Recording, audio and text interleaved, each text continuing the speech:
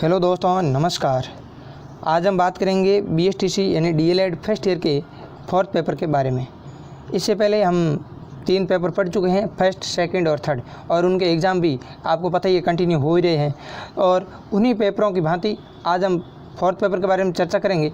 और जिस प्रकार से पिछले एग्ज़ामों के सारे क्वेश्चन अपनी क्लास से ही कॉपी हुए थे, तो इस बार भी अपनी क्लास से भी कॉपी होने हैं। इससे बार आपको एग्ज़ाम में कोई भी प्रश्न देखने को नहीं मिलेगा। इसमें मित्रों कुल 3 यूनिट है, तो आज हम अभी देखेंगे इस क्लास में फर्स्ट यूनिट के बारे में, और बाद में सेकंड और थर्ड यूनिट को भी पढ़ेंगे। तो बस 3 यूनिट से कि मैं अलग अलग एक एक क्लास डालूंगा। इन तीनों को देखने के बाद आपका एक भी प्रश्न गलत नहीं होगा। एक बार आप इनको देखिए और अपनी इसका रिवीजन करने के लिए फिर मैं क्या करूँगा, इन तीनों जो क्लासें हैं फर्स्ट, सेकंड और थर्ड यूनिट की, इन तीनों को कमेंट करके एक साथ ही वीडियो अपलोड कर दूंगा। कोशिश करूँगा बाकी आप इन अलग अलग क्लासों को ज़रूर देखिए। मेरी कोशिश है कि लास्ट में मैं इनको कमेंट करके अपलोड कर दूं। अगर अपलोड कर पाऊँ तो आप रिवीजन के तौर पर इन तीनों को एक साथ में भी देख सकते हैं।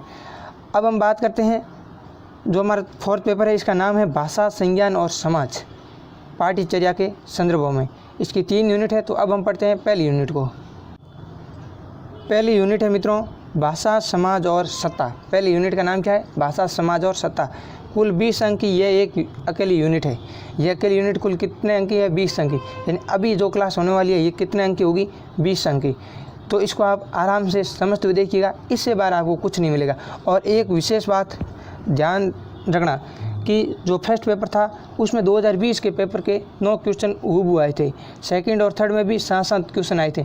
इसलिए आप मान के चलिए फोर्थ पेपर में भी 8 से 10 क्वेश्चन आपके एग्ज़ाम में हूबहू आने वाले हैं। इसके लिए मैंने 2020 के पेपर का सॉल्यूशन यूट्यूब पे अपलोड कर दिया है फोर्थ पेपर का, तो आप उसको ज़रूर देखिएगा। लगभग 1.5 घंटे की क्लास है, 1 घंटा और 34 मिनट की, तो उसको ज़रूर देखिएगा। वहाँ से सीधे सीधे 8 से 10 प्रश्न आने वाले हैं।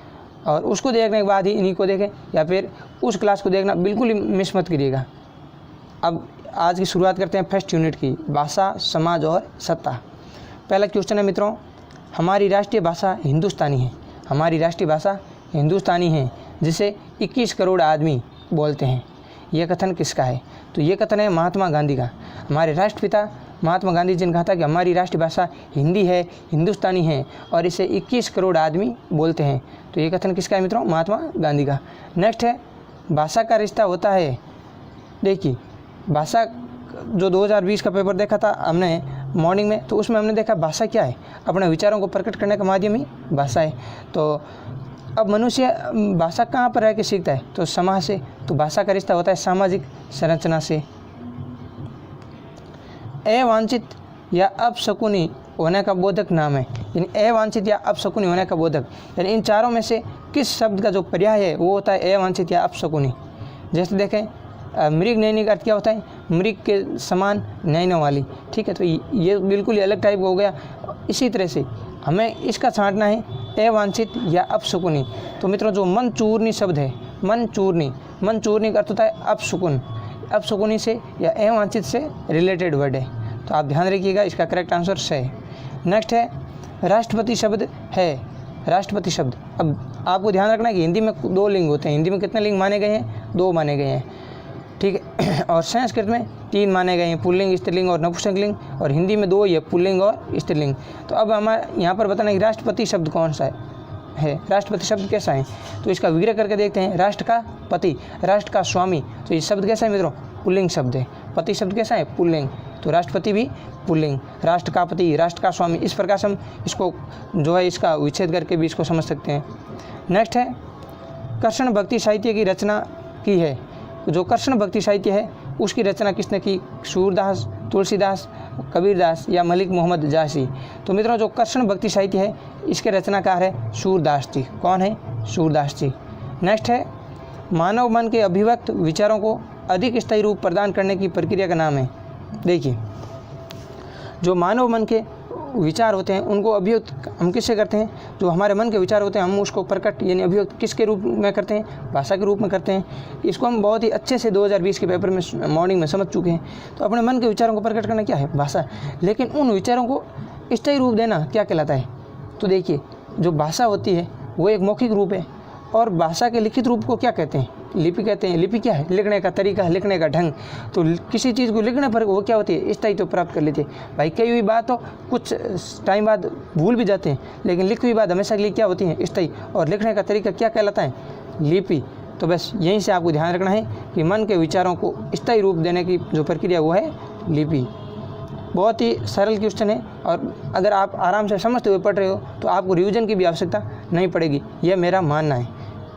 नेक्स्ट है, लिपि का संबंध किससे माना जाता है? तो लिपि का जो संबंध है मित्रों, सभ्यता के विकास से माना जाता है। लिपि और भाषा का संबंध कैसा है, यानी अनिवार्य संबंध है क्या? तो हमने मॉर्निंग में भी पढ़ा था। 2020 के पेपर को मित्रों मिस मत करना, वो 1.5 घंटे की क्लास आपको 8 से 10% सॉल्व करने में मदद करेगी। देखिए, तो अब हम बात कर रहे हैं कि लिपि का संबंध अनिवार्य क्या? तो उसमें हमने पढ़ा था कि लिपि और भाषा का संबंध अनिवार्य नहीं है। जो है मनुष्य लिपि के बिना भी काम चला सकता है। लिपि यानी किसी को पढ़ना लिखना नहीं आता है, फिर वो अपने विचार आराम से प्रकट कर सकता है भाषा से, कोई दिक्कत नहीं। तो ये अनिवार्य संबंध तो है नहीं, प्राकृतिक भी नहीं है। तो ये जो लिपि और भाषा का संबंध है, ये कैसा संबंध है? मानवीय संबंध है। नेक्स्ट है, जेंडर की अवधारणा का मूल स्रोत क्या है? तो जेंडर की अवधारणा का मूल स्रोत है, जेंडर का अर्थ होता है लिंग, और ये संस्कृत और हिंदी व्याकरण वाला लिंग नहीं है। यहाँ पर लिंग का अर्थ है सामाजिक जीवन में नारी का स्थान। ठीक है, जो स्त्रियोचित और पुरुषोचित जो कार्य है उनसे संबंधित जो धारणा है वो है जेंडर। तो सामाजिक जीवन में नारी के स्थान, नारी की भूमिका से संबंधित है यहाँ पर जेंडर। वर्तमान में भारतीय सामाजिक व्यवस्था है, तो बात करें वर्तमान में जो भारतीय सामाजिक व्यवस्था है वो कैसी है? पुरुष प्रधान है। इसको भी हम मॉर्निंग में पढ़ चुके हैं लगभग। देखिए मित्रों, इसमें 3 यूनिट है और जो मैटर है वो बहुत ही लिमिटेड है। इससे बार कुछ भी प्रश्न बनने के चांस नहीं है, और यही जो प्रश्न बार बार आ रहे हैं, बार बार रिपीट हो रहे हैं, तो इन्हीं को आप अच्छे से ध्यान रखिएगा। तो भारतीय सामाजिक व्यवस्था कैसी है? पुरुष प्रधान। नेक्स्ट क्वेश्चन है, निम्नलिखित में पुल्लिंग शब्द कौन सा है? तो फर्स्ट है रोटी। अब ये शब्द है, पुल्लिंग नहीं है। अब लिंग का पता करना है मित्रों, तो शब्द का वाक्य प्रयोग करना है। क्या करना है? शब्द को वाक्य में प्रयोग करना है। तो इनका वाक्य प्रयोग करते हैं। चाहे कोई सा भी शब्द हो, अगर उसका जेंडर पता करना है, लिंग पता करना है, तो उसका वाक्य प्रयोग करके देखिए, इसका आपको आराम से आंसर मिल जाएगा। जैसे रोटी, रोटी खाई या रोटी खाया, तो रोटी खाई ये तो स्त्रीलिंग शब्द है। गंगा, गंगा बहती है या गंगा बहता है, कोई भी वाक्य बना सकते हैं। तो सटीक कौन सा है? गंगा बहती है, तो बहती है, इसका मतलब ये भी स्त्रीलिंग है। खटिया, खटिया खड़ी की या खटिया खड़ा किया, तो खटिया खड़ी की स्त्रीलिंग शब्द है। हलवा बनाया या बनाई, तो हलवा बनाया, यानी ये पुल्लिंग शब्द है। तो कैसे भी वाक्य हो, उसका अगर लिंग पता करना है तो उसका वाक्य प्रयोग करना होगा।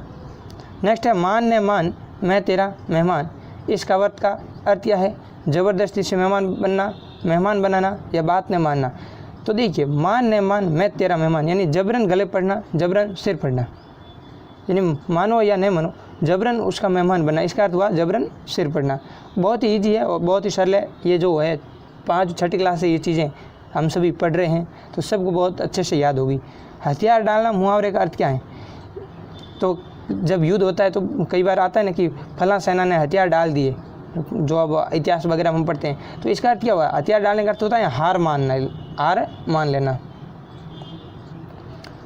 अच्छा, ये विशेषता मुहावरे में नहीं है। इनमें से कौन सी विशेषता है जो मुहावरे में नहीं पाई जाती है? या फिर अब इसका जो प्रश्न है एग्जाम में आपसे ऐसा ही पूछा जा सकता है कि मुहावरे की विशेषताएं बताइए, तो बाकी वाली तीनों आप मुहावरे की विशेषताएं में लिख सकते हो। तो मुहावरे की विशेषता कौन सी नहीं है? मुहावरे पूर्ण वाक्य है। नहीं मित्रों, मुहावरे जो है पूर्ण वाक्य है ही नहीं, तो ये मुहावरे की विशेषता नहीं। तो मुहावरे क्या होते हैं? वाक्य तो वह होता है जिसका पूरा जो है उसके भावार्थ का उसका कोई पूरा भावार्थ निकलता है। लेकिन ये मुहावरे वाक्य नहीं होकर के वाक्य के अंश हैं, वाक्यांश है।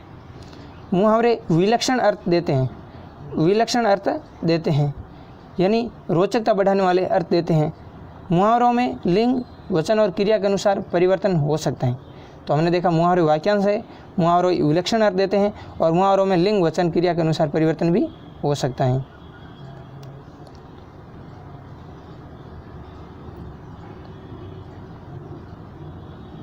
तो अब हम देखते हैं क्वेश्चन नंबर 7। भाषाई अस्मिता को स्वीकार करने से लोकतांत्रिक राष्ट्र पर क्या प्रभाव पड़ता है? भाषाई अस्मिता को, अस्मिता का अर्थ होता है गौरव, आत्मसम्मान, ठीक है, रेस्पेक्ट। तो भाषाई गौरव को स्वीकार करने से लोकतांत्रिक राष्ट्र पर क्या प्रभाव पड़ता है? तो भाषाई अस्मिता को स्वीकार करने से किसी भी लोकतांत्रिक राष्ट्र के सहज विकास में बाधा नहीं पड़ती है, अपितु लोकतंत्र और भी मजबूत होता है। तो इसलिए भाषाई गौरव को स्वीकार करना चाहिए। कुछ लोग होते हैं जो अपनी मातृभाषा को बोलने में, उसको अपने विचार उसमें प्रकट करने में जो है हीन महसूस करते हैं। तो हीनता महसूस नहीं करनी है, अपनी भाषा को सर्वोच्च मानना है और उसकी अस्मिता को, उसके गौरव को स्वीकार करने से लोकतांत्रिक राष्ट्र के सहज विकास में कोई बाधा नहीं पड़ती, अपितु ये जो लोकतंत्र है और भी ज़्यादा मजबूत होता है। नेक्स्ट है, आपकी कक्षा में यदि कोई बच्ची विद्यालय स्वीकृत भाषा का उपयोग ना करे, जैसे सामान्यतः हम बात करें तो हिंदी है, हिंदी माध्यम के स्कूल है जहाँ पर, तो विद्यालय स्वीकृत भाषा कौन सी है? हिंदी है। तो आपकी भाषा में यदि कोई हिंदी इंग्लिश ये दोनों ही एज इट इज सामान्य तौर पर देखें तो हिंदी और अंग्रेजी ये विद्यालय द्वारा स्वीकृत भाषाएं विद्यालय में प्रयोग करने के लिए। तो आपकी कक्षा में यदि कोई बच्ची विद्यालय में स्वीकृत भाषा का उपयोग न करके घरेलू भाषा का उपयोग करती है तो आप क्या करोगे? अपनी समझ का कोई एक आधार दीजिए। तो देखिए, कोई भी अगर बच्ची या कोई भी बालक क्लास में अगर घरेलू भाषा का प्रयोग करता है तो प्रारंभिक स्थिति में हम क्या करेंगे? इस स्थिति में हम उस बच्ची को कुछ नहीं कहेंगे, यानी उस बच्ची को डांटेंगे, फटकारेंगे बिल्कुल भी नहीं, क्योंकि भाषा और बोली के सिलसिले में अस्मिता का सवाल महत्वपूर्ण होता है। देखिए, भाषा तो ये जो हिंदी अंग्रेजी ये जो है स्वीकृत, ये सारी भाषाएं, बोली का क्या होता है? बोली कुछ एरिया की क्षेत्रीय भाषा होती है, क्षेत्र विशेष की भाषा, यानी भाषा का विस्तार बहुत बड़ा होता है, लेकिन उसी में कुछ क्षेत्र विशेष की जो भाषा होती है उसकी वो बोली कहा जाता है। तो भाषा और बोली में अस्मिता का सवाल महत्वपूर्ण होता है, यानी आत्मसम्मान का, गौरव का सवाल है, वो सबसे इम्पोर्टेंट है। तो इसलिए आरंभिक कक्षाओं में बच्चे की भाषा को अस्वीकार करना, उसकी बात को टालना, उसकी सहजता और कल्पनाशीलता में रुकावट डालता है। तो इसलिए हम उसे बच्ची को कुछ नहीं कहेंगे, बिल्कुल भी डांटेंगे, फटकारेंगे नहीं। नेक्स्ट है, बांग्लादेश में भाषा आंदोलन का मुख्य कारण क्या था? तो बांग्लादेश में जो भाषा आंदोलन हुआ उसका मुख्य जो है कारण क्या था? तो पूर्वी पाकिस्तान किसको कहते हैं? बांग्लादेश को पूर्वी पाकिस्तान कहा जाता है। तो पूर्वी पाकिस्तान के बांग्ला भाषी लोगों को लगता था कि उनकी भाषा को दबाया जा रहा है और उन पर उर्दू को थोपा जा रहा है। यानी बांग्लादेश में जब उर्दू का प्रचलन ज़्यादा हुआ तो लोगों ने आंदोलन किया। क्यों किया? क्योंकि उनको लगा कि इससे हमारी बांग्ला भाषा है वो दब जाएगी। बांग्लादेश में कौन सी भाषा है? बांग्ला। तो बांग्ला भाषा दबेगी और उस पर उर्दू का प्रभाव ज़्यादा रहेगा, इसलिए बांग्लादेश में भाषा आंदोलन हुआ। देश के आज़ाद होने पर भारत सरकार किस आधार पर राज्यों के गठन के लिए असहमत थी? तो देखिए, मॉर्निंग में भी हमने देखा था 2020 के पेपर में कि एक राज्य पुनर्गठन आयोग का जो है, राज्य पुनर्गठन आयोग 1956 में गठित किया गया और उसके आधार पर, भाषाई आधार पर राज्यों का गठन भी हुआ। तो यही बात यहाँ पर है कि देश के आज़ाद होने पर भारत सरकार किस आधार पर राज्यों के गठन के लिए असहमत थी? तो जो भारत सरकार थी वो है राज्यों के गठन, भाषाई आधार पर राज्यों के गठन के लिए असहमत थी। तो उस समय की जो सरकार वो बिल्कुल भी नहीं चाहती थी कि भाषाई आधार पर राज्यों का गठन किया जाए, और वैसे भी ये बाद में भी सरकार नहीं चाहता, लेकिन कुछ आंदोलनों की वजह से उन्हें ये कार्य करना पड़ा। और सर्वप्रथम पूछा जाए कि भाषा के आधार पर कौन से राज्य का गठन हुआ, तो हमने मॉर्निंग में देखा था आंध्र प्रदेश का गठन हुआ था। कब हुआ था? तो 1953 में। ये सारी चीज़ें बेसिक बातें, इनको आप ध्यान रखना। फिर अगर ये 3 यूनिट की एक क्लास, 3 ये क्लास हैं और एक को 2020 का पेपर देख लिया तो इससे बार आपके एक भी प्रश्न नहीं जाएगा, गारंटेड, यकीन मानिए, क्योंकि आप इतनी क्लासें देख चुके हैं तो आपको ये बिल्कुल अच्छे से पता भी है। मित्रों, अगर आपने अभी तक क्लास को लाइक नहीं किया है तो लाइक ज़रूर करें, और चैनल पर फर्स्ट बार विजिट करे हो तो सब्सक्राइब करके बेल के आइकन को प्रेस करके ऑल पर क्लिक जरूर करें। और सबसे इम्पोर्टेंट बात, आप सभी मित्र इस क्लास को अपने दोस्तों के साथ अधिक से अधिक संख्या में शेयर करेंगे। ये सारी बातें मैं बार बार नहीं कहूँगा ताकि आपका फालतू में टाइम वेस्ट नहीं हो, लेकिन दोस्तों ये लाइक और अपने विचार है, कोई भी डाउट है, कोई भी प्रश्न है और भी कुछ चीज़ें, तो आप कमेंट बॉक्स में आपका जो है कमेंट सादर आमंत्रित है, और फिर अधिक से अधिक मात्रा में शेयर ज़रूर करें। अब हम देखते हैं, कोशिश करूँगा कि अगर टाइम रहा तो इन तीनों को कमेंट करके लास्ट में एक वीडियो कमेंट कर दूंगा ताकि आपको जो है पूरी किताब का एक साथ रिवीजन हो जाए। तो अब हम देखते हैं इसके बारे में 11वें क्वेश्चन को कि हिंदी भाषा को दक्षिण भारत पर थोप दिया जाता है तो क्या परिणाम होता है। यानी हिंदी भाषा को दक्षिण भारत पर थोप दिया जाए तो क्या परिणाम होता है। तो बात करें कि हिंदी भाषा को दक्षिण भारत पर थोप दिया जाता है तो भारत भी पूर्वी पाकिस्तान और उत्तरी श्रीलंका के समान गृह युद्ध में उलझकर बिखर जाता है। यानी जो पूर्वी पाकिस्तान या और श्रीलंका में हुआ वही यहाँ पर होना।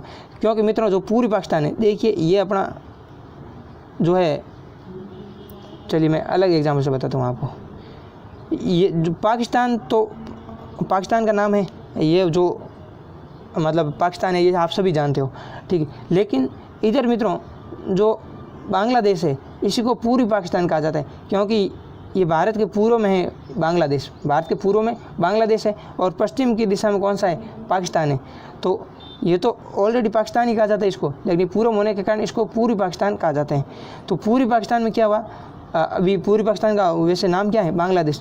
तो बांग्लादेश में बांग्ला भाषा बोली जाती थी, लेकिन उस समय कि जो सरकार द्वारा उर्दू भाषा इन पर जबरन थोपी गई, तो उर्दू भाषा के इस प्रचार प्रसार को लेकर के उनको लगा कि अब हमारी बांग्ला भाषा का कोई अस्तित्व नहीं रहेगा, इसलिए उन्होंने इसके विरुद्ध आंदोलन शुरू किया। श्रीलंका में क्या हुआ, सिंहल भाषा को राजकीय भाषा घोषित कर दिया गया, सिंहल भाषा को राजभाषा का दर्जा दिया गया। तो इससे भी जो सिंहल भाषाई क्षेत्र कम थे, जहाँ पर जो लोगों की सिंहल भाषा प्रचलन में कम थी, तो वहाँ के लोगों ने इसके विरुद्ध भी आंदोलन शुरू किए। और इस प्रकार जो पूर्वी पाकिस्तान और श्रीलंका के समान अगर भारत में भी अगर ऐसा कुछ मामला उठाए तो ये गृह युद्ध में उलझ करके बिखर जाता है। नेक्स्ट है जीवन शैली पर धर्म के प्रभाव से किसका जन्म होता है। तो हमारी जो जीवन शैली है उस पर धर्म के प्रभाव के चलते अनेक मुहावरों, कहावतों और बिंबों, प्रतीकों तथा कथाओं का जन्म होता है। बहुत ईजी है, मुहावरे, कहावतें, बिंब, प्रतीक तथा कथाओं का जन्म होता है। नेक्स्ट है काशी हिंदू विश्वविद्यालय में स्नातकोत्तर स्तर पर हिंदी की पढ़ाई किस सन में शुरू हुई। तो ये सन आपको याद रखनी है कि जो काशी हिंदू विश्वविद्यालय है वहाँ पर स्नातकोत्तर स्तर पर हिंदी की पढ़ाई हुई वो 1923 में शुरू हुई, 1923 में शुरू हुई।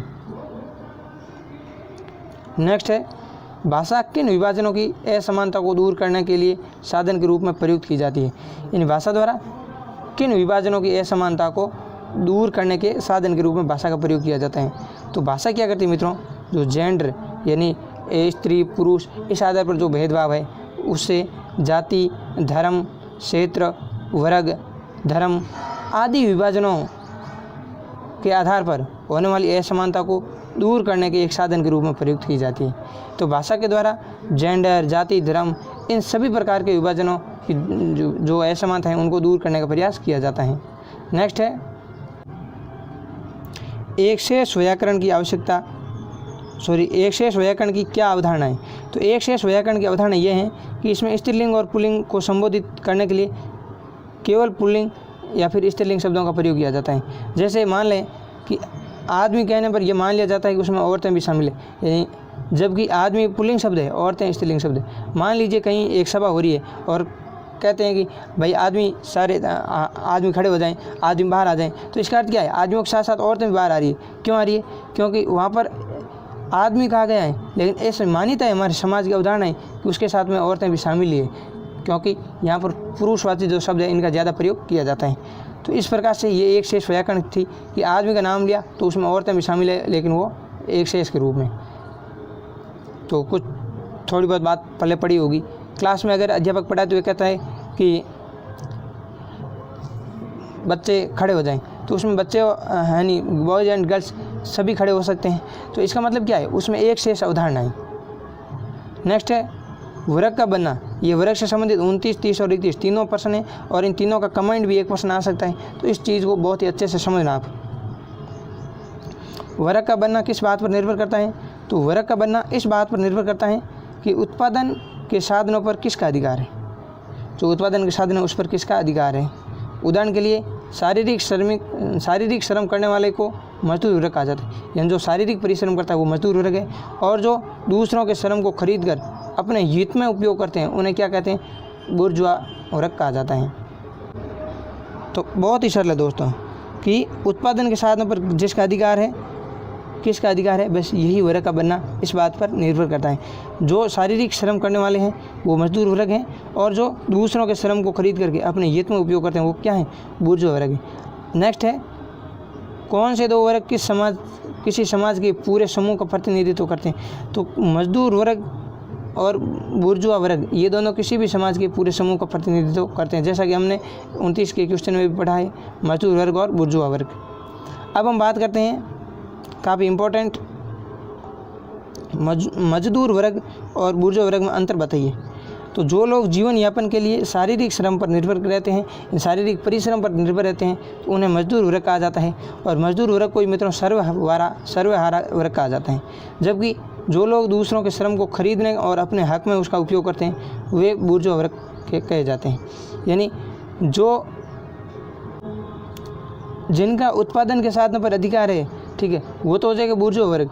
और जो क्या करेगा, अपने जो है आजीविका के लिए शारीरिक श्रम पर निर्भर रहेगा, तो वो मजदूर वर्ग के अंतर्गत आता है। मजदूर वर्ग भाषा का उपयोग शोषण को समझने और उसका मुकाबला करने के लिए कर सकता है, और बुर्जुआ वर्ग भाषा का उपयोग शोषण को सहज रूप से संभव बनाने के लिए करता है। तो बहुत ही अच्छे से आपको याद रखना है मजदूर वर्ग और बुर्जुआ वर्ग।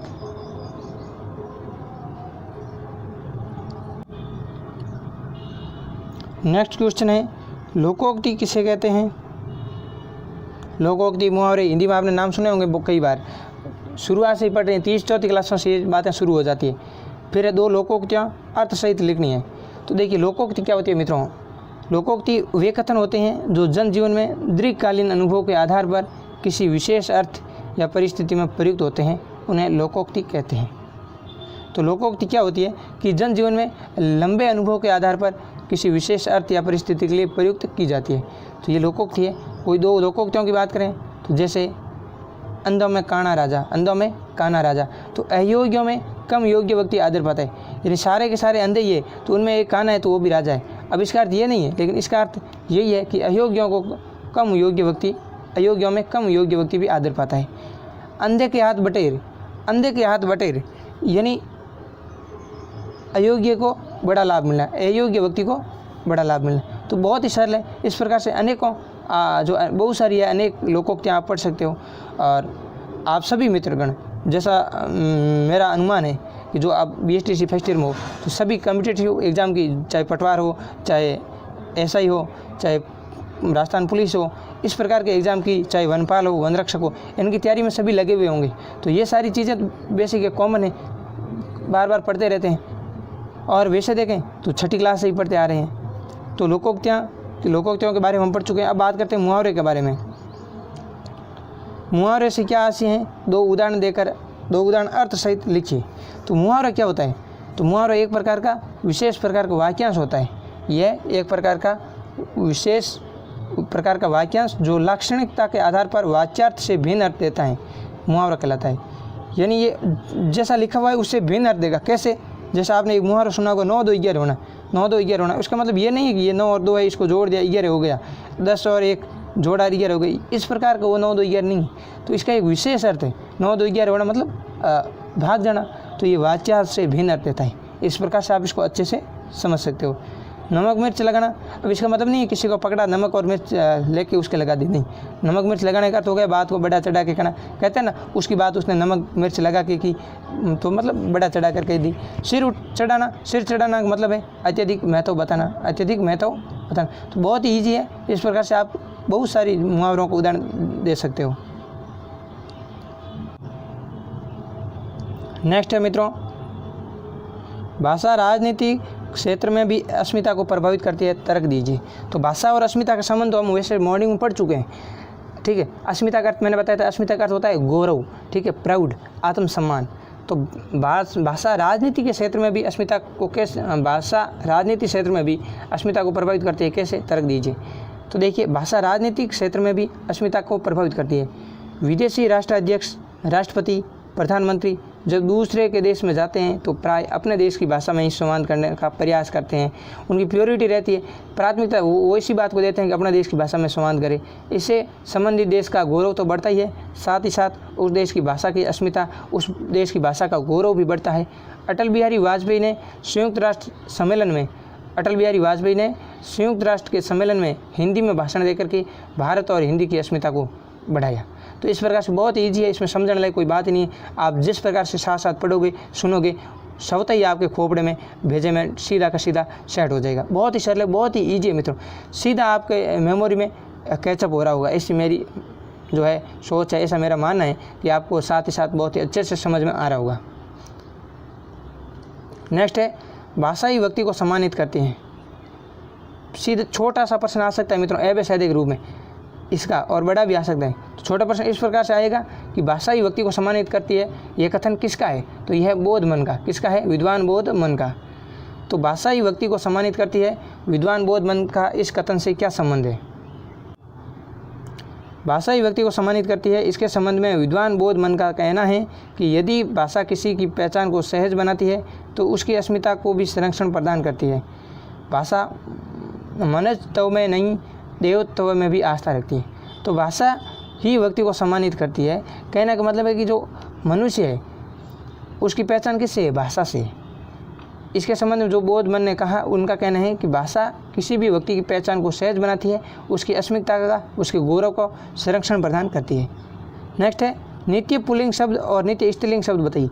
देखिए नित्य पुल्लिंग शब्द क्या होता है, नित्य स्त्रीलिंग क्या होता है कि जो हमेशा नित्य पुल्लिंग करते हैं, जो शब्द हमेशा पुल्लिंग में ही प्रयुक्त होते हैं, जो शब्द हमेशा पुल्लिंग में ही प्रयुक्त होते हैं उनका स्त्रीलिंग नहीं बनता है। जैसे भेड़िया, अब भेड़िया का स्त्रीलिंग बनाना है तो हमें उसके आगे मादा शब्द जोड़ के लिख सकते हैं, बाकी भेड़िया का भेड़ी ऐसा कुछ बनता नहीं है। चीता का चीती, उल्लू का उल्ली, इस प्रकार से कोई शब्द नहीं बनते। तो इनका स्त्रीलिंग बनाने के लिए हम क्या करेंगे? केवल मादा शब्द जोड़ के ऐड कर सकते हैं। ठीक, मादा भेड़िया, मादा चीता, मादा उल्लू, मादा कौवा, इस प्रकार से। बाकी ये जो शब्द है प्रॉपर हमेशा नित्य पुल्लिंग शब्द हैं। नित्य स्त्रीलिंग जिनका पुल्लिंग शब्द नहीं बनता, मक्की का मक्का आपने कभी नाम सुना नहीं, चील का चीला नु सुना नहीं, कोयल, इस प्रकार से जो कोयल है, मक्खी है, चील है, ये हमेशा स्त्रीलिंग में ही प्रयुक्त होते हैं। फिर नेक्स्ट है चपरासी जा रहा है, कुलपति जा रहे हैं। उपयुक्त वाक्य युग्म में प्रयुक्त भाषा किस अंतर को रेखांकित करती है? यानी इस जो ये वाक्य युग्म है इसमें जो भाषा का प्रयोग हुआ है वो किस अंतर को रेखांकित करती है? जैसे कि चपरासी जा रहा है, चपरासी एक वचन है तो जा रहा है, कुलपति भी एक वचन है लेकिन यहाँ जा रहे हैं लिखा है, तो इनके साथ बहुवचन वर्ड का प्रयोग किया है और यहाँ पर एक वचन का प्रयोग हुआ है, ऐसा क्यों? तो इसके बारे में आपको बताना है। आगे बात करें तो भाषाओं का उपयोग वर्चस्ववादी समूहों के हितों की रक्षा करने के लिए भी किया जाता है। क्या शिक्षा मंत्री पाउलो और फेरे के इस कथन से आप सहमत हैं? उदाहरण के द्वारा स्पष्ट कीजिए। यानी प्रश्न है हमारा कि जो दो शिक्षा शास्त्री हुए थे पाउलो और फ्रेरे, इन्होंने कहा कि जो भाषा का उपयोग है वो जो वर्चस्ववादी, हमने मॉर्निंग में 2020 के पेपर में पढ़ा था कि एक होता है वर्चस्ववादी और एक होता है प्रभुत्ववादी। तो वर्चस्व और प्रभुत्व में अंतर भी हमने देखा था। तो यहाँ पर ये बता रहा है कि भाषाओं का उपयोग है वर्चस्ववादी समूह के हितों के लिए किया जाता है। तो क्या आप इसे सहमत है? तो इसके बारे में देखते हैं कि उदाहरण द्वारा स्पष्ट कीजिए। हाँ तो सॉरी, ये शिक्षा मंत्री थोड़ा वाह भूल से निकल गया, शिक्षा शास्त्री ध्यान रखना आपको, ठीक है। तो भाषाओं का उपयोग वर्चस्ववादी समूहों के हितों की रक्षा के लिए भी किया जाता है। तो ये शिक्षा शास्त्री पाउलो और फ्रेरे के इस कथन से आप सहमत हैं? जो भी है तो इसको आपको उदाहरण द्वारा स्पष्ट करना है। तो देखते हैं हम, जो शिक्षा शास्त्री है पाउलो फ्रेरे के कथन, शिक्षा शास्त्री पाउलो फ्रेरे के कथन कि भाषाओं का उपयोग वर्चस्ववादी समूहों के हितों की रक्षा के लिए किया जाता है, इससे हम पूर्ण रूप से सहमत हैं। क्योंकि इनके अकॉर्डिंग जो है भाषा का उपयोग है वर्चस्ववादी समूह के लिए, तो उनके हितों की रक्षा के लिए इनको उनके आदर के रूप में किया जाता है। कैसे, इसके बारे में अभी इसमें हम बहुत ही अच्छे से समझेंगे। उन्होंने अपनी पुस्तक उत्पीड़ितों का शिक्षा शास्त्र में कुछ ऐसे संदर्भों का उल्लेख किया है जिनमें भाषा को पूंजीपति वर्ग के हितों की रक्षा हेतु उपयोग में लाया जाता रहा है। देखिए ध्यान रखना है आपको कि जो शिक्षा शास्त्री थे पाउलो फ्रेरे, इन्होंने एक पुस्तक लिखी थी उत्पीड़ितों का शिक्षा शास्त्र, ठीक है। इसमें उन्होंने कुछ ऐसी संदर्भ उनका उल्लेख किया कि पूंजीपति वर्ग के हितों की रक्षा के लिए शिक्षा का उपयोग किया जाता है, भाषा का उपयोग किया जाता है।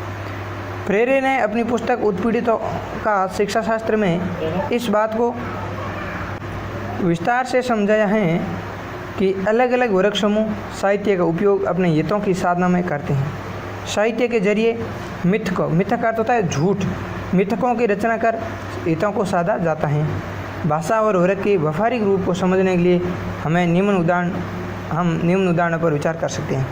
देखिए भाषा और वर्ग का व्यवहारिक रूप, भाषा जो बोलचाल की है, ठीक है, जो ध्वनि है वो भाषा है, हमारा जो विचारों को प्रकट करने का माध्यम भाषा है। और भाषा के साथ वर्ग का व्यवहारिक रूप क्या है? तो देखते हैं। वर्ग का तात्पर्य है मतलब निम्न वर्ग, उच्च वर्ग, ये समाज की जो मानसिकताएं हैं, जो विचारधाराएं हैं, उनका उल्लेख है यहाँ पर। जैसे देखिए, चपरासी जा रहा है, कुलपति जा रहे हैं। अब ऐसा क्यों मित्रों? क्रिया का जो व्याकरण का जो नियम है वो तो यही है कि भाई कर्ता के अनुसार क्रिया आएगी। जैसे चपरासी एक वचन है तो यहाँ जा रहा है एक वचन है, कुलपति भी एक वचन है लेकिन जा रहे हैं यहाँ बहुवचन की क्रिया आई। क्यों आई? क्योंकि मित्रों व्याकरण में जो उच्च स्थान होते हैं उनके लिए चाहे वो एक वचन का हो, बहुवचन का प्रयोग किया जाता है। हिंदी में इस प्रकार के कुछ फैक्ट है। जैसे अंग्रेजी में है ना कि मान लो बालक आया तो बॉय कम्स, पिताजी आए तो भी यही होगा, फादर्स कम्स, पिताजी आया, उसके अकॉर्डिंग ये होगा। लेकिन हिंदी में जैसे भाई आया इस प्रकार का शब्द आ सकता है, लेकिन पिताजी के लिए लिखेंगे तो आदर्श सूचक शब्द आएगा, पिताजी आए। तो यहीं पर जिस प्रकार से कुलपति एक वचन है लेकिन इनके साथ क्रिया कैसे आ रही है? बहुवचन की। तो इसमें कुछ ये नियम परिवर्तन हुआ है। वह चपरासी था, भाई वो चपरासी के लिए तो आ गया कि वह चपरासी था, वह चपरासी था, लेकिन कुलपति आदर्श सूचक है। वैसे सभी आदर्श सूचक मित्रों, आप किसी बात को माइंड नहीं करिएगा, केवल समझने के लिए पढ़ रहे हैं अपन। तो चपरासी के लिए तो आया था एक वचन के साथ एक वचन क्रिया, लेकिन कुलपति एक वचन है लेकिन इसके साथ आया बहुवचन। वह चपरासी का बेटा है, अब चपरासी का जो पुत्र है उसके लिए आएगा वह चपरासी का बेटा है। मतलब इस प्रकार आम बोलचाल में ये शब्द है, वाक्य है, उनका ये उल्लेख है। और लेकिन कुलपति का बेटा हुआ क्या बोला जाएगा? वे कुलपति के बेटे हैं। तो आदर्श सूचक के रूप में इनमें एक वचन के साथ भी बहुवचन क्रिया का प्रयोग किया जाता है। तो अगर चपरासी दौड़ रहा है तो क्या बोलेंगे? चपरासी दौड़ता जा रहा है। और कुलपति दौड़ रहा है तो कुलपति दौड़ते जा रहे हैं। तो इसी प्रकार से ये आपको ध्यान रखना, बहुत ही सरल तरीके से आपको ये समझ में भी आ गया होगा। ऊपर उदाहरण में 4 वाक्य युग्म दिए गए हैं। इन युग्मों में चपरासी और कुलपति दोनों एक वचन है, चपरासी और कुलपति दोनों एक वचन है, लेकिन दोनों की वर्गीय स्थिति के अनुसार, यानी एक का जो वर्ग है उच्च वर्ग है और एक निम्न वर्ग है, वर्गीय स्थिति के अनुसार चपरासी के लिए जा रहा है और कुलपति के लिए जा रहे हैं, इनका उपयोग किया गया है। कुलपति को एक वचन होने पर भी बहुवचन द्वारा संबोधित किया जाता है। इससे पता ये चलता है कि वर्गीय अंतर को व्याकरण के नियमों में हेरफेर करके वैधता प्रदान की गई है। हाँ बिल्कुल, ये व्याकरणिक दृष्टि से भी ये सभी शुद्ध है, क्योंकि इनमें कुछ है जो नियमों में हेरफेर करके इनको वैधता प्राप्त कर दी गई है। नेक्स्ट है, धर्म के आधार पर भाषाई शब्द भंडार में वृद्धि होती है, उदाहरण देकर स्पष्ट कीजिए। मित्रों अगर निम्नात्मक प्रश्न आएगा 2020 वाला हूबहू पेस्ट होगा, और अगर उससे ही मिलता जुलता एक थोड़ा सा मामूली सा अगर अलग प्रश्न आ जाए तो यह आ सकता है कि धर्म के आधार पर भाषाई शब्द भंडार में वृद्धि होती है, उदाहरण देकर स्पष्ट कीजिए। 2019 में और 2016 में और 2018 में भी पूछा गया है, तो इस बार भी पूछा जाएगा क्योंकि इसमें लिमिटेड प्रश्न है। अब है धर्म, इसका दूसरा रूप इस प्रकार से भी आ सकता है कि धर्म के आधार पर भाषाई शब्द भंडार में किस प्रकार वृद्धि हुई है, या फिर ऐसे भी आ सकता है विभिन्न धर्मों और उससे संबंधित साहित्य के कारण नवीन शब्दों, लोकोक्तियों और मुहावरों का निर्माण कैसे होता है, उदाहरण सहित स्पष्ट कीजिए। तो धर्म से संबंधित भाषा का जो भी प्रश्न आएगा तो उसमें आपको यही जो मास्टर आंसर जिसको हम बोलते हैं उसको आपको लिखना है, क्योंकि इनसे रिलेटेड जो प्रश्न होगा उसमें यही आंसर आना है। देखते हैं क्या है। धर्म के आधार पर तरह तरह के धार्मिक विश्वासों, आस्थाओं का विकास होता है जिनका संबंध धार्मिक मूल्यों से होता है। फिर मनुष्य की कल्पना और सर्जना शक्ति इन धार्मिक मूल्यों की रक्षा के लिए तरह तरह की कथाओं, आख्यानों का सर्जन करती है। हमारी इन आस्थाओं और धार्मिक परंपराओं ने भारत की सभी भाषाओं को समृद्ध बनाया है। तो जो हमारी आस्था है, जो धार्मिक परंपरा हैं, इन्होंने भारत की सभी भाषाओं को समृद्ध बनाया है, सभी भाषाओं को उत्कर्ष किया है। उदाहरण के तौर पर बात करें, जैसे हिंदी की बात लें तो राम की पौराणिक कथा के अभिवादन शब्द, जैसे देखिए अब धार्मिक उदाहरण के आधार पर हम शब्द भंडार की बात कर रहे हैं, तो राम कथा के आधार पर देखें तो जैसे मिलते हैं तो क्या बोलते हैं? राम राम, जय राम जी की, राम राज्य, राम बाण, लक्ष्मण रेखा, अंगद का पेड़, विभीषण, मथुरा, राम कहानी आदि शब्द दिए हैं। इसी प्रकार आगे बात करें तो इसी प्रकार जय श्री कृष्णा, हर हर महादेव, भागीरथ पर्यटन, श्री गणेश करना, ये भी धर्म पर आधारित विभिन्न पौराणिक कथाओं से संबंधित शब्द है। इसी प्रकार धर्म की भावना से कर्मकांड विकसित होता है और कर्मकांड की भाषा को अनेक प्रकार के शब्द देकर धर्म विषयक अभिव्यक्तियों में संपन्न बनाता है। यानी क्या होता है कि जो विभिन्न पौराणिक कथाओं से संबंधित ये कुछ शब्द हैं, और धर्म की भावना से कर्मकांड विकसित होगा, और कर्मकांड से क्या होगा, धार्मिक विषय के अभियुक्तों में संपन्नता आएगी। जैसे हिंदी में मंदिर और उसके 10 पर्याय, यानी हिंदी में मंदिर और मंदिर के बहुत सारे पर्यायवाची, जैसे देवालय, शिवालय, देवस्थान, ये सभी। फिर बात करें तो मूर्ति विग्रह, परिक्रमा। परिक्रमा किसको बोलते हैं, जो मंदिर के चारों ओर से लगाई जाती है। पूजा, पुजारी, अक्षत, दीप, धूप, नैवेद्य, आरती तथा उसके पर्याय। आरती में भी आरात्रि, नीराजन आदि। सुमीरना, भजना, माला और उसके पर्याय, सुमीरनी, मन का आदि। कीर्तन, सब भजन, मनत, मनोती, जप, तप, व्रत, उपवास, तीर्थ, तीर्थाटन, तीर्थ यात्री, तपस्या, तपस्वी आदि ये शब्द बने। ये जो सारे शब्द है, ये धार्मिक आधार पर इनका निर्माण हुआ है। नेक्स्ट बात करें तो विभिन्न धर्मों के अपने अपने धार्मिक ग्रंथ होते हैं, सभी के अपने अपने धार्मिक ग्रंथ होते हैं। जैसे एग्जाम्पल की बात करें तो रामायण है, गीता है, महाभारत, ये हमारे हैं। उसी प्रकार अन्य धर्मों में बाइबिल है, पुराण है। तो ये सारे अपने अपने धार्मिक ग्रंथ होते हैं, जिन्हें प्राय तत्कालीन भाषा में ही लिखा गया है। जैसे भारत में वैदिक साहित्य किस में लिखा गया था, तो संस्कृत में लिखा गया था। तो संस्कृत बाद में कौन सी भाषा आई, पाली आई। तो बौद्ध और जैन साहित्य पाली भाषा में लिखा गया। और पाली के बाद बौद्ध के बाद कौन सा धर्म आया, जैन धर्म आया। और पाली के बाद भाषा कौन सी आई, तो प्राकृत आई। तो जैन साहित्य अपभ्रंश और प्राकृत तथा संस्कृत में निबद्ध है। कुरान अरबी फारसी में है। कुरान किस में है, अरबी फारसी में है। ध्यान रखना, ये छोटे छोटे प्रश्न पूछे जा सकते हैं। बाइबिल अंग्रेजी में लिखी हुई है, बाइबिल अंग्रेजी में लिखी हुई है। तो धार्मिक ज्ञान के प्रसार व प्रचार के लिए सभी धर्मावलंबी अपने धर्मशास्त्रों का अनेक भाषाओं में अनुवाद करवाते हैं। इसी प्रकार इस प्रक्रिया में प्रत्येक भाषा में नए शब्दों का निर्माण होता है, अर्थ उपयुक्त शब्द का चयन किया जाता है। इससे प्रत्येक भाषा के शब्द भंडार में काफ़ी वृद्धि होती है। भाषा को व्यवहारिक और लोकानुकूल बनाने के लिए दूसरी भाषा के शब्दों को व्यवहारिक और लोकानुकूल बनाने के लिए दूसरी भाषा के शब्दों को उसी रूप में समाहित कर लिया जाता है। ठीक है। भारतीय और विदेशी भाषाओं के शब्दों को देवनागरी लिपि में लेकर प्रयुक्त कर लिया जाता है। जैसे राजस्थानी भाषा में हिंदी, संस्कृत, उर्दू, अरबी तथा अंग्रेजी शब्दों का हूबहू प्रयोग किया जाता है। तो राजस्थानी भाषा कोश में भी उन्हें स्थान दिया गया है। वापस देखें, इम्पोर्टेंट, भारत और विदेशी भाषाओं के शब्दों को देवनागरी लिपि में लिख करके प्रयुक्त कर लिया जाता है। राजस्थानी भाषा में हिंदी, संस्कृत, उर्दू, अरबी, अंग्रेजी शब्दों का हूबहू प्रयोग किया जाता है तथा राजस्थानी भाषा कोश में भी उन्हें स्थान दिया गया है। अन्य भाषाओं में भी सभी धर्मों में व्यापक रूप से व्यवहार शब्दावली को अपनाया गया है। इससे स्पष्ट होता है कि धार्मिक विविधता से भी भाषाई कोश में वृद्धि होती है। भाषा में विविध धर्मों के शब्दों का प्रयोग करने से धार्मिक भावना विकसित होती है और समन्वय व सहिष्णुता की भावना में वृद्धि होती है। यानी धार्मिक विविधता से भी भाषाई कोश में वृद्धि होगी। हमें नए नए धर्म से संबंधित अधिक से अधिक शब्द भंडार बढ़ेगा हमारा। ठीक है। और धार्मिक शब्दों का प्रयोग करने से धार्मिक भावना भी प्रगाढ़ होगी और इस प्रकार से समन्वय और सहिष्णुता की भावना में भी वृद्धि होती है। अब नेक्स्ट क्वेश्चन है, 5 लोकोक्तियों का उदाहरण अर्थ व प्रयोग के साथ दीजिए। 5 लोकोक्तियाँ बताइए, जिनके अर्थ बताइए और वाक्य प्रयोग कीजिए।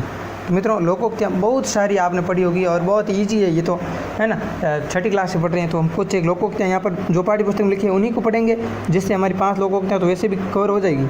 तो और फिर उदाहरण, अर्थ और प्रयोग हम चेंज भी कर सकते हैं, वैसी कोई बात नहीं है। फिर भी एक बार हम एज इट इज पढ़ लेते हैं, जैसे क्या होगा, समय की बचत होगी और सीधा सीधा माइंड में कॉपी हो जाएगा। तो पहली है, अंधे के आगे रोना अपने दीदे खोना।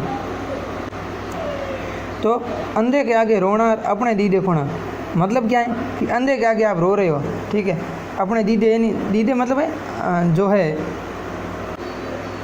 समय बर्बाद करना है, अपनी जो आत्म सम्मान है वो खोना, यानी उसके आगे आप रो रहे हो तो इससे कोई फर्क नहीं पड़ रहा। इसका मतलब वो एक निष्ठुर व्यक्ति है, जिद्दी है। तो उसके आगे आप कुछ भी करोगे तो इससे कोई फ़र्क नहीं पड़ने वाला है। आप अपने ही टाइम को खो रहे हो, आप अपनी जो सेल्फ कंट्रोल है उसको खो रहे हो, ठीक है। तो इसका अर्थ हो जाएगा अंधे के आगे रोना अपने दीदे खोना। इसका अर्थ ये भी हो सकता है, दीदे से हम ले सकते हैं नैनों से, आँखों से, ठीक है। तो अंधे के आगे रो करके अपनी आँखें खोना, ठीक है। तो तुम्हारा अधिकारी तो बहुत ही निष्ठुर है, यानी बहुत ही जिद्दी है, उससे किसी प्रकार की सहायता की अपेक्षा व्यर्थ है, उसके आगे तो रोना और अपने दीदे खोना जैसा है। ठीक है, इस प्रकार से आप लिख सकते हो, बहुत ईजी है। नेक्स्ट है अंधेर नगरी चौपट राजा टके शेर भाजी टके शेर खाजा। देखिए मित्रों, गजब की लोकोक्ति है। अंधेर नगरी चौपट राजा टके शेर भाजी टके शेर खाजा, यानी जहाँ की नगरी अंधेरी है और चौपट है राजा, तो फिर वहाँ तो सब एक भाव ही है। ठीक है, तेल घी सभी एक जैसे। इसका मतलब ये है कि नियम व्यवस्था जीरो, कोई नियम है नहीं और प्रशासन है बिल्कुल अयोग्य। प्रधानाचार्य ही नए विद्यालय नियमित आते हैं, नए समय पर आते हैं, यानी जो हेडमास्टर है वो भी अगर विद्यालय टाइम पर नहीं आ रहे हैं, नए रेगुलर आ रहे हैं, तो फिर विद्यालय में व्यवस्था कौन देखे? निकमे और कर्मठ की पूछ पहलवान कौन करे? तो बाकी जो निकमे और कर्मठ है, भाई कौन निकमा है कौन कर्मठ है, तो अब उनको पूछने वाला कोई नहीं है, क्योंकि वहाँ की जो नियम व्यवस्था है वो तो जीरो हो चुकी है। इसका मतलब आपको अच्छे से समझ में आ गया होगा। नेक्स्ट है अंधे के हाथ बटेर, यानी अयोग्य है। अंधे का अर्थ यहाँ पर है अयोग्य है, असमर्थ को बटेर यानी बड़ा लाभ मिलना। जैसे अंधे के हाथ बटेर लगना है, अंधे के हाथ बटेर का तो वैसे एक पक्षी है बटेर, ठीक है, जिसको कोयल बोलते हैं, QUAIL है ना। तो अंधे के हाथ बटेर का अर्थ हुआ अयोग्य यानी असमर्थ को बड़ा लाभ मिलना। राह चलते भिखारी को हजारों के नोटों की गड्डी पड़ी मिल गई, अरे भाई अंधे के हाथ बटेर लगी। तो अच्छे से समझ में आ रहा होगा आपको। अंधों में काना राजा, यानी अयोग्य व्यक्तियों के समूह में कम योग्य व्यक्ति भी सम्मान पाता है। तो सारे गांव में एक ही व्यक्ति 10वीं पास है, यानी पूरे गांव में एक ही बंदा है वो 10वीं पास है, और वही व्यक्ति अंधों में काना राजा है, यानी उनके गांव का तो सर्वा है, जो सबसे ज़्यादा शिक्षित है जो वही है। कौन है? जो 10वीं पास है, क्योंकि बाकी तो इससे भी डाउन है। तो अंधे में काना राजा वाली बात हो गई। अंत भला तो सब भला, अंत भला तो सब भला। अंतिम परिणाम अच्छा हो तो सब कुछ अच्छा ही है। चाहे मोहन किसी परीक्षा में प्रथम श्रेणी में उत्तीर्ण नहीं हुआ हो, लेकिन अंत भला तो सब भला, यानी पीछे हो, चाहे थर्ड डिवीजन से पास हो रहा हो, सेकंड से हो रहा हो, चाहे फर्स्ट से हो रहा हो, कोई औचित्य नहीं है। मतलब औचित्य है, लेकिन अगर उसका अंत अच्छा हो जाए तो इन पीछे वाली बातों को सब कुछ नज़रअंदाज हो जाएगी, ये बातें स्वतः ही नज़रअंदाज हो जाएगी। तो किसी परीक्षा में प्रथम श्रेणी से उत्तीर्ण नहीं हुआ हो, लेकिन अंत भला तो सब भला। आखिर वह राजस्थान लोक सेवा आयोग RPSC में अध्यापक के रूप में चयन हो गया। तो शुरुआत में चाहे वो कभी फर्स्ट डिवीज़न ही उसका नहीं बना हो, लेकिन अब RPSC में टीचर के रूप में लग चुका है। इसका मतलब अंत भला तो सब भला। और तो देखो बहुत ही अच्छा, अंत भले का भला, यानी भले व्यक्ति का जो अंत है वो भला है। अंतिम रूप से बात करें तो भले का भला ही होगा। अच्छे काम का परिणाम या अच्छे व्यक्ति को अंतिम परिणाम भला प्राप्त होता है। जो आदमी अच्छा है उसको शुरुआत में बीच में कितनी परेशानियों का सामना करना क्यों नहीं पड़ जाए, लेकिन अंत में तो अंतिम परिणाम उससे भला ही प्राप्त होता है। जीवन भर वह दीन दुखियों की सेवा में लगा रहा, बहुत ही अच्छा काम कर रहा था, भला है। इसका मतलब देखो आज उसके सारे बेटे बेटी अच्छे रोजगार पर है, वास्तव में अंत भले का भला ही होता है। तो बहुत ही अच्छे से समझ रहे होंगे, बहुत ही बेसिक बातें ये तो। आँख का अंधा नाम नहीं सु, अब वो है तो खुद आँख से अंधा है, और आँख को क्या बोलते हैं? नयन, और नाम रख दिया नयन सु। अब है कैसा? आँख से अंधा, यानी काम के विपरीत नाम। तो गुणों के विपरीत नाम योग्यता, शून्य नाम काम हैं। तो आप हिंदी के अध्यापक, तो एग्जाम्पल की बात करें तो लिख सकते हैं कि आप हो तो भाई हिंदी के अध्यापक तो हो, लेकिन आप जानते ही नहीं हो स्वर और व्यंजन का शुद्ध लेखन और उच्चारण भी। आपको हिंदी के अध्यापक किसने बना दिया? कहने का मतलब आप हिंदी के अध्यापक हो, लेकिन आप ये भी नहीं जानते स्वर और व्यंजन के शुद्ध उच्चारण और लेखन के बारे में। तो सहज है मिलना, सहज है आँख का अंधा नाम नयन सुख। अब यहाँ पर क्वेश्चन में केवल 5 लोगों से पूछी थी, लेकिन बुक में दी हुई है तो अपन कंटिन्यू पढ़ते हैं 10-11 जो भी, जिससे आपको कुछ न कुछ जरूर सीखने को मिलेगा। आँख का अंदर गांठ का पूरा, मतलब मूर्ख धनवान। आँख से अंदर लेकिन गांठ बहुत ही तगड़ी लगाता है, इसका मतलब वो मूर्ख है, धनी मूर्ख। आजकल रमेश के आनंद हो रहे हैं, रमेश के मौज है। उसे अपने कॉलेज में एक ऐसा सहपाठी मिल गया जो आँख का अंधा गांठ का पूरा है, पर वह उसका मित्र बन गया है। इस प्रकार से आप समझ सकते हैं। आँख चूकी माल दोस्तों का, आँख चूकी और माल दोस्तों का। तो अपने सामान से, वस्तु से तनिक भी ध्यान हटा लापरवाही कि सामान चोरी हो सकता है। एग्जाम्पल की बात करें तो अरे भाई तुम्हारे पास सामान अधिक हो गया है, किस किस की निगाह रखोगे? दिल्ली का हाल पहले ही आँख चुकी और माल दोस्तों का है, उठाईगिरी बहुत है, इसलिए दिल्ली तक पहुंचाने में मैं तुम्हारे साथ चलूँगा। तो ये तो था आँख चुकी माल दोस्तों का, ठीक है। आगे बात करें आंधी के आम, आंधी के आम। तो आंधी के आम का अर्थ क्या है? बहुत ही सस्ती वस्तु, बहुत ही सस्ती वस्तु। 100 रुपये में पैंट शर्ट मिल रहे हैं। कहाँ? अरे सेल लगी हुई है, चलो ये आंधी के आम तो हम भी खरीद लाएँ। तो ये हो गई भाई आंधी के आम की बात, यानी बहुत ही सस्ती वस्तु जी। आगे बढ़ते हैं अक्षीर की बूटी, अक्षीर की बूटी यानी अचूक औषधि। तो अक्षीर की बूटी का अर्थ होता है अचूक औषधि। मैंने रविवार को चूर्ण लिया, पेट पूरी तरह साफ हो गया। वास्तव में चूर्ण तो अक्षीर की बूटी ही प्रमाणित हुआ। तो ये सारे एग्जाम्पल है, आपको अच्छे से कवर हो गए होंगे, बहुत ही सरल चीज़ें हैं, ठीक है। पढ़ते पढ़ते ही साथ में अच्छे से याद होगी। और वैसे ऑलरेडी ये चीज़ें मेरे ख्याल से सभी को पता है, फिर भी एक बार रीडिंग मारना हमारे लिए काफ़ी फ़ायदेमंद हो सकता है। नेक्स्ट है मुहावरों की सामान्य विशेषताएं और महत्व बताइए। तो हम बात करते हैं मुहावरों की सामान्य विशेषताओं के बारे में पहले, और फिर देखते हैं मुहावरों का महत्व। तो मित्रों, मुहावरे की विशेषताएं की बात करें तो मुहावरे पूर्ण वाक्य न होकर के वाक्यांश होते हैं। ये हम पहले पढ़ चुके हैं, शुरुआत में भी बहुत सारे प्रश्न रिपीट हो रहे हैं। इससे क्या होगा, आपको एक साथ एक क्वेश्चन 2-2 3-3 बार देखोगे तो स्वतः ही याद हो जाएगा। तो मुहावरे क्या होते हैं? पूर्ण वाक्य नहीं होते हैं, वो वाक्य के भाग होते हैं, वाक्य के अंश होते हैं। तो मुहावरे वाक्यांश होते हैं। मुहावरे स्वतंत्र रूप से प्रयुक्त नहीं हो सकते, अकेले मुहावरे का प्रयोग नहीं हो सकता। जैसे हम सीधे नहीं लिख सकते हैं 9 2 11 होना, इसका कोई मतलब इतना उचित नहीं, क्योंकि इनका अकेले प्रयोग स्वतंत्र रूप से प्रयोग नहीं होता है। उनका प्रयोग वाक्य में ही हो सकता है। मुहावरों का प्रयोग वाक्य के साथ हो सकता है, अकेले में इनका प्रयोग स्वतंत्र रूप से इनका प्रयोग नहीं होता है।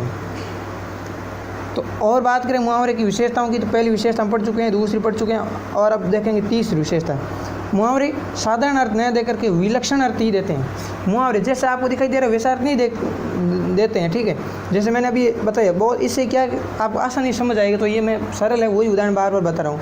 9 2 11 होना, अब इसका अर्थ है ये साधारण अर्थ नहीं है 9 और 2 को जोड़ा 11 हो गए, 10 1 जोड़ा 11 हो गए, 8 3 जोड़ा 11 हो गए।